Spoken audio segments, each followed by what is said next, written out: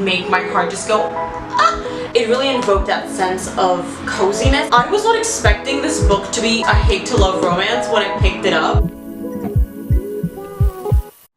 Hi, hello, welcome. My name is Kharissa, you can call me Kari, and welcome to another video. So today we're going to be doing a little something that I am very excited about that mixes two of my most intense interests into one, and it's that we're going to be reading and reviewing the books that Studio Ghibli movies were based off for an entire week. I've got my 30 selections here, and if you watch my January TBR, you probably already know which books I will be reading, but I'm gonna be recapping that in a hot second. So for the first book, let's start off with the one that started this whole crazy journey, and basically inspired me to do this video, and that is Howl's Moving Castle by Diana Wynne Jones. So Howl's Moving Castle was the only one of the Studio Ghibli movies that I actually knew was based on a book, because I had heard about it before. I'd heard like details were like, oh, this is different from the book, this and that. And so it got me thinking. I was like, if Howl's based on a book, are there other ones based on books?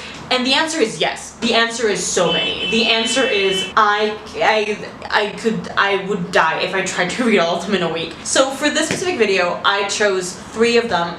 2 from 2 of my favorite movies, and then 1 from one that I hadn't watched before, to get me watching different Studio Ghibli movies and not the same ones over and over again when I'm sad eating ice cream at 1 in the morning. And the first one here is Howl's Moving Castle. So for those of you that don't know, Howl's Moving Castle follows this girl named Sophie after she has a curse placed on her by the Witch of the Waste, and her only hope to break the curse is to find this castle that is consistently wandering through the countryside that belongs to a wizard named Howl. It has romance, it has fantasy, it has everything you could ever want. It is my comfort movie. It is the thing that I watch when I am sad and that my therapist gets concerned about when I tell her I've watched it lately, because she knows something is wrong, and I am so excited to read it. So like, I've heard that like the movie follows it pretty well, but there are like some key differences here and there. So my hope is that I will love the book, and then I'll read the rest of the series, and then I'll just have free serotonin.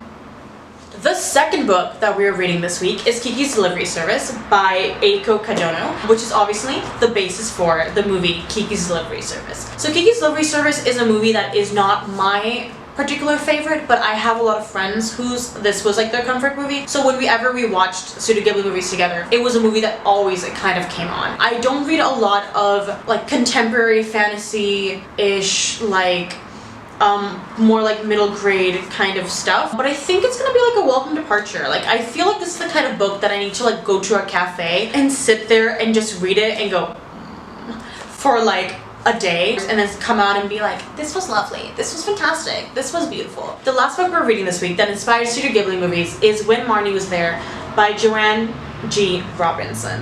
When Marnie Was There is a movie that I have never watched before. If you saw my January TBR, I talk about it a bit. It was a movie that never really caught my attention. So when I was looking through the books, there were a couple ones that I was like, oh yes, I love this movie.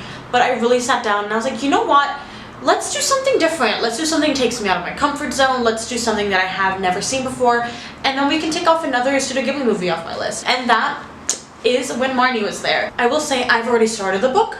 I'm about, I want to say like 61 pages in, like 61, 62, somewhere around there. And so far I have really been enjoying it. It is definitely a different pace than I'm used to, but it is quite an enjoyable pace. So I'm excited to see where it takes me, along with watching the Studio Ghibli movie, and I am quite excited to give it a whirl. So I will see you in the next clip in the future with it.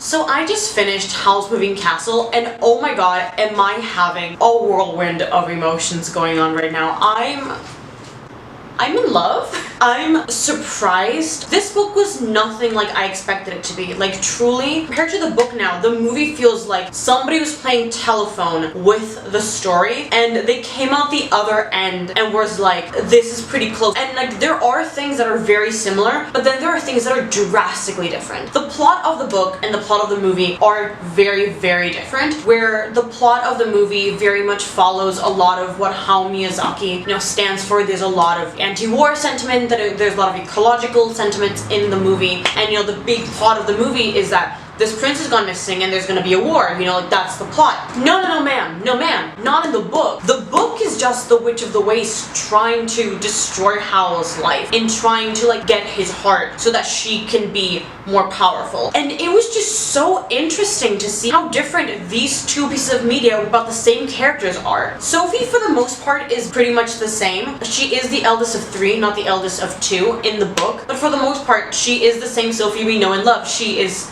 stubborn and collected and mature, but also just very kind-hearted and willing to help those in need. She's just an angel and she's a fantastic character, but she's so flawed as well. One of the things that most surprised me about the book is the fact that Sophie has powers, and I could not, honestly, this is meant to be a short review, so I'm not going to go deep into details, but I'm probably going to do a separate video just reviewing this one book, because as you can see, there is a lot to talk about in this little tiny little bitch right here. Howl is honestly like a 180 from the Howl in the movie, but it's not a bad thing. The difference between movie Howl and book Howl is that Howl in the book very clearly does not have a heart. He does not give a shit about anyone that is in him. And you can tell that, and that is part of his character is growing into the heart he receives at the end, so it's really beautiful. I was not expecting this book to be a hate to love romance when I picked it up, because in the movie it really isn't. They just kind of naturally fall in love with each other, but here, they're at each other's throats. Like, Howl is like, can you f***ing stop cleaning for 5 seconds? And Sophie's like, what if you shut the f*** up?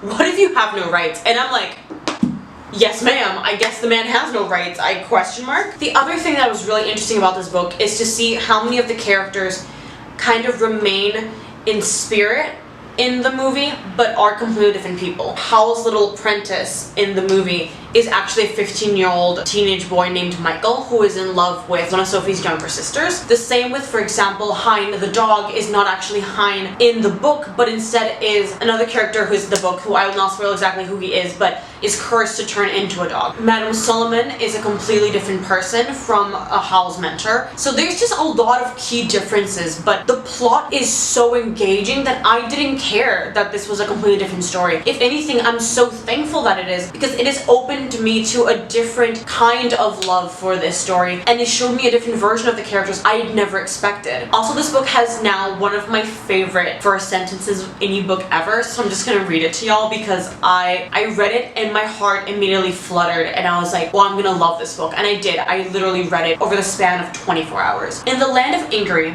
where such things as 7-league boots and cloaks of invisibility really exist, it is quite a misfortune to be born the eldest of 3. You learn so much about Sophie and about this world in one line. It's right up there for like the beginning of The Hobbit for me. It just sets the stage and it got me in the mood to continue to read the book. And like the same way the beginning really got me, the ending got me. I was smiling and going, oh, I was smiling going the entire way through the last chapter of the book. And this is not the last line, but it's like the last image you're kind of left with. But Sophie and Howl were holding each other's hands and smiling, quite unable to stop. And I think that sentence really encompasses how feel good this book is, you know? There's nothing tragic that happens in it. It's one of those books that you're really meant to read and just go on this adventure and feel the ups and downs but come out smiling, and that for me is worth 1,000 words. With all of that said, I will give Howl's Moving Castle a 4.8 out of 5 stars. It is one of my favorite books now. I will be loving this book forever and ever, and no one can tell me otherwise. If you don't like it, just keep that to yourself, okay?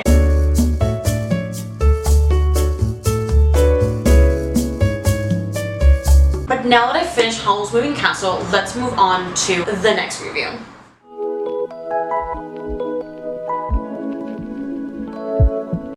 Okay, so the first thing I would say right off the bat is that if you're looking for a book that is gonna make you feel all happy and warm and cozy and just an easy breezy little read, Kiki's Delivery Service is the book for you. Honestly, I don't really know what I was expecting going into the book. I did know it was a book that was for children, so I was like, okay, you know, it's not gonna be heavy, but still, I was surprised by how warm and comfy this felt. It really invoked that sense of coziness. Like, it immediately made me think of, like, you know, the whole movement of like cozy cozy gamers, and I was like, this is a cozy read. Like, I don't know if cozy readers is a thing that exists, but if not, it should, and this should be like the first book on your list, because honestly, it's just so warm. So the movie follows the book almost to a T, except for the fact that Hayao Miyazaki adds a bit more of tension and a bit more of like a follow-through plot, if you know what I'm saying. For example, there's the whole thing of Kiki needing to prove herself to town, and that is essentially like the culmination of the movies.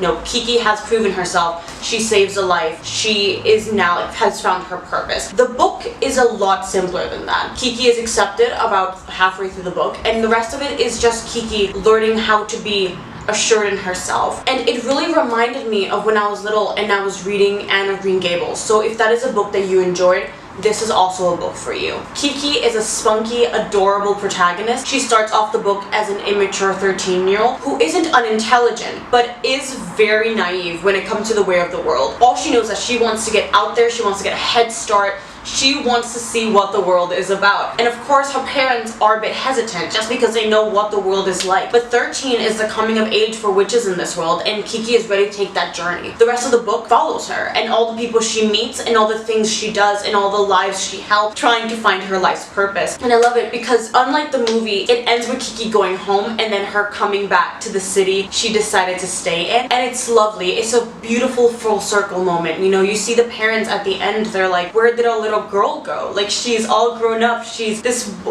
blossomed into the self-assured witch with her own business, and I just love it. It's incredible. I do appreciate, now that I've read the book, a bit of little tidbits that were in the movie. For example, the fact that once Gigi finds that female cat that he was attracted to, he no longer can speak to Kiki, which is actually in the book. It's a whole thing where they're like, when the witch finds her partner, so does her cat, and then they no longer need each other, so they no longer speak to each other, which is kind of sad, but that's what the whole book is about, right? The whole book is about the process of growing up. It's about the process of becoming yourself, of becoming self-assured in yourself. The romance in the book is honestly adorable. The scene when she's leaving and Tombo's at the bridge and he's waving at her was absolutely adorable, and it warmed my heart, even though he was a hard sell for me at the beginning, just because honestly, if somebody destroyed my broom, I would have been so pissed. But Kiki honestly just takes it on the chin, and it really shows how much she's grown, because the fact that her broom broke to begin with was her fault. She could have stopped him, but instead she thought he deserved the pain of the lesson. And her accepting that the broom breaking was a part of her making that mistake and not stopping him from possibly injuring himself was a very beautiful, mature moment. I also love how the book basks in its femininity, and it doesn't demean any of its female characters for enjoying their femininity. You know, Kiki wants to get a shorter dress because it's more in style.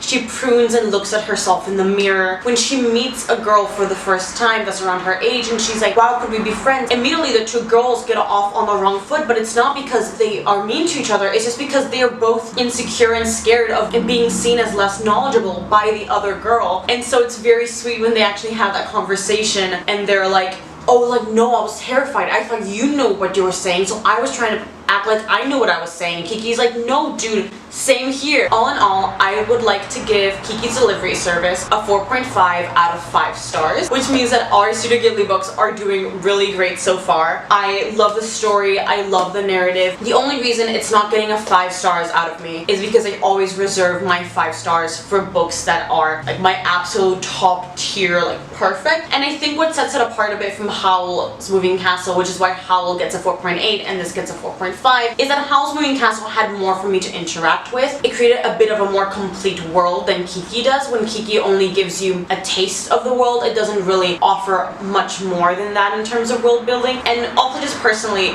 you know, Howl and Sophie will always have that special place in my heart. Although I do think that Kiki has definitely made a place for herself, she's not just quite there for me. Overall, I really enjoyed it. Please go pick this up if you have never read it before. And if you have, oh my god, please sound off in the comments. I want to know how you found out about this book because it is incredible. And I will see you with our last book review for the week.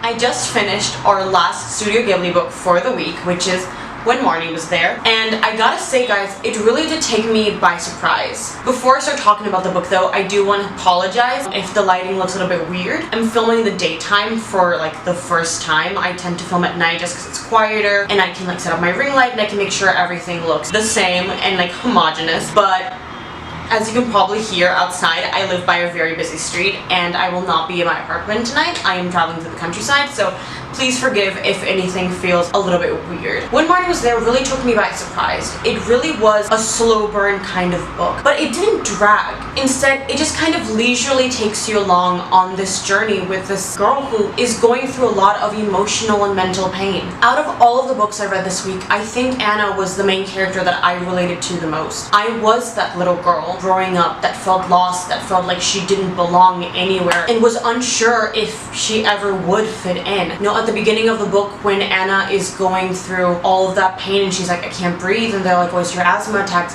The first thing that came into my head, I was like, that's what I felt like to have panic attacks when I was young, but not having the vocabulary to be able to express what was wrong. So a lot of Anna's struggle throughout the beginning of the book, I really felt, and it would make my heart just go, ah, every single time, because I opened the book and I was not prepared to have all of my emotional trauma just like smack dab right there for me to look at, so it was a little bit wild in that sense. Like I mentioned, the book did feel a bit slow. I definitely would not recommend this book to people who want like fast-paced action, like let's go one thing, next thing, another thing, because like the big thing about this book truly is the mystery. And the mystery is, who is Marnie? Why is she here? What is going on with the Marsh house? And I'm not going to spoil this because I'm trying to keep these reviews of these books kind of as spoiler-free as possible. But the mystery definitely hit a chord within my heart when I got to the end of it. I was like, wow, that was worth the wait. If you're 100% the kind of person who does not like slow burns, don't pick it up. If you're the kind of person who's like, oh, sometimes I like it, but I like it when it's worth it, I promise you, this book is worth it. The core and the heart of the book really is the connection between the two girls, Anna and Marnie, and the way they're able to connect over their shared pain and really able to sympathize with each other. And I think the book really touches on that part of childhood that we don't really like to discuss a lot, which is how we as children process pain and process trauma. Anna is a little girl who is adopted. She's handling all of this pain of feeling unwanted, of feeling unloved, and it's something that the adults around her are trying to comprehend and are trying to give her relief from, but they don't really understand how to do it. And you as a child, you know, when you're going through trauma, how do you process it? This book really is about processing trauma as a child, and it's something that I haven't seen a lot, so I really did appreciate that aspect of the book. The writing in this book is also beautiful. I think Robinson does a very good job of painting this Norfolk countryside. This book immediately took me back to when I was living in Norwich a couple years back, and it reminded me of how beautiful the countryside really is. The way she paints the marshes, which is not something that usually people would consider pretty, she makes it feel beautiful, she makes it feel lively, she makes it seem so picturesque, and it sucks you into this environment and it makes you go, wow, this is the kind of place I'd love to go when I'm having a mental breakdown, to be able to find myself again. Overall, I think I would rate When Marnie Was There a 4.5, I think, also out of 5. And I think my reasoning stands for the same. You know, it's not the kind of book that really wowed me. It didn't like super move me the way that Howl did, but I think it's a beautiful read. I definitely think this book should be a staple. So if you're a girl around these ages of like 13, 14, or you have a little girl ages 13, 14, or you're teaching children around 13, 14, honestly, like add these books to your reading list. You will not be disappointed. I think they are honestly books that are so worth reading. So guys, those are all the books I have for y'all this week. I hope that you guys enjoyed watching me read these as much as I enjoyed reading them. I can't wait now to go and sit down and rewatch all of the movies again and be able to truly enjoy the movies in a different way. I'm honestly incredibly impressed by these books. I'm elated that I got a chance to read them, and I can't believe I didn't read them sooner. Let me know if you enjoyed this video and if you like this kind of content, because I'm honestly thinking about doing a part 2 at some point and reading a couple of the other books. I already have a couple in mind that I could be reading, so let me know if that is something that would interest y'all. If you like this content and you want to see more, please go check out my other videos. We currently have one other book review, a TBR, and a tag if you want to get to know me better, uploaded on the channel. Please hit subscribe so that you can stay up to date with all of the content I post, and I will see y'all in the next video. Bye!